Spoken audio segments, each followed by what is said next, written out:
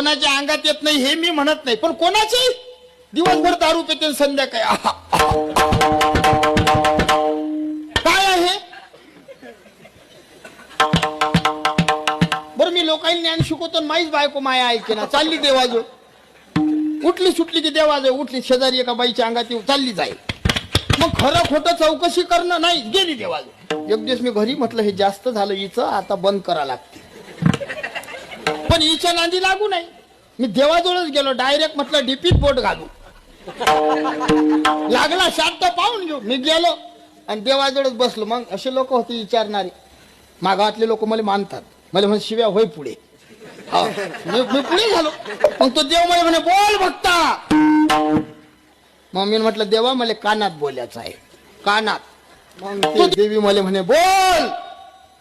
गेलो आणि त्या देवीच्या कानात बोललो. म्हटलं बाई पहिलेच लग्न होऊन नाही राहिले, माये झालं टिकू दे, टिकू दे. आणि तुले जर हे भक्तीन म्हणून लागत असेल, हे तू घे, मी उदार आहे, हे तू घे, पण मला दुसरी करून दे.